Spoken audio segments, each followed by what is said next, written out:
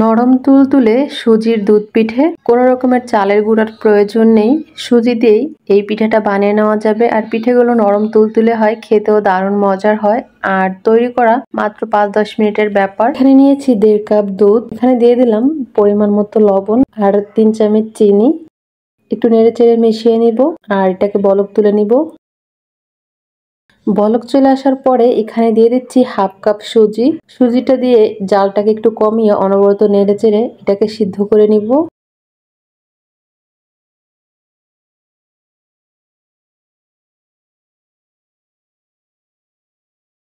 এই তো 3-4 মিনিট ধরে এটাকে নেড়ে চেড়ে সিদ্ধ করে নিয়েছি। এখন এটাকে আমি 5 মিনিটের জন্য ঢেকে রাখবো যাতে আরো ভালো করে সিদ্ধ হয়। 5 মিনিট পরে এই যে নামিয়ে নিয়েছি। এখানে নিয়েছি 1/2 চামচ ঘি। ঘির পরিবর্তে তেল দিতে পারেন, তবে ঘি দিলে সুন্দর একটা ঘ্রাণ আসবে। এখন এই গরম অবস্থায় ভালো করে এটাকে মথে নিতে হবে।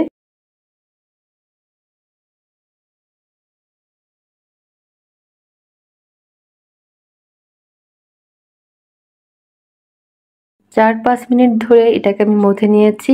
এখন এটা বোঝাই যাচ্ছে না যে এটা সুজি নাকি আটা। খুব ভালো করে মথে নিয়েছি। আর এই যে মথে নেওয়ার পরে যে এরকমের হয়েছে, এটাকে আর রেস্টে রাখার কোনো দরকার নেই। এখনই আমি পিঠেগুলো বানিয়ে নিব। হাতে আর একটু ঘি মেখে নিয়েছি। আর এখন এখান থেকে অল্প অল্প করে ডো নিয়ে এই যে এইভাবে করে শেপ দিয়ে নিচ্ছি। শেপটা কিভাবে দিচ্ছি দেখেই বুঝতে হবে। একটুখানি ডো নিয়ে গোল করে নিয়েছি, তারপরেই লম্বা করে বানিয়ে নিয়েছি। খুবই সহজ, কোনো রকমের ঝামেলা নেই। এইভাবে সবগুলোকে বানিয়ে নিব। এই যে সবগুলোকে বানিয়ে নিয়েছি আর 1/2 কাপ সুজিতে অনেকগুলো পিঠে হয়েছে। এখানে নিচ্ছি 1/2 লিটার লিকুইড দুধ। এখানে দিয়ে দিলাম 2 টেবিল চামচ চিনি আর 1 টেবিল চামচ গুঁড়া দুধ। দিয়ে দিলাম 2টা এলাচ, 2টা দারচিনি। এখন এটাকে নেড়ে চেড়ে জাল করে নিব।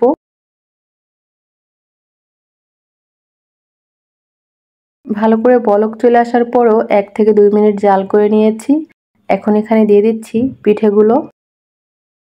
পিঠেগুলো দিয়ে এখন এটাকে জাল করে নিব।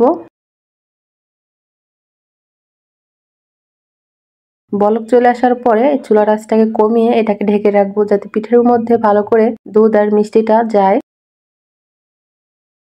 আর একটু পরপর নেড়ে দিব।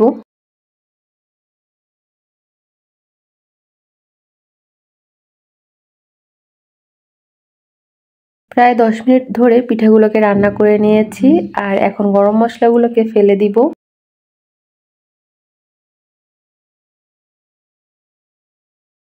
আর পিঠেগুলো নরম তুলতুলে হয়েছে। এই যে একটা পিঠে কেটে দেখাচ্ছি। এখন পিঠেগুলোকে নামিয়ে নিব। এখন পিঠেগুলো পরিবেশন করার পালা।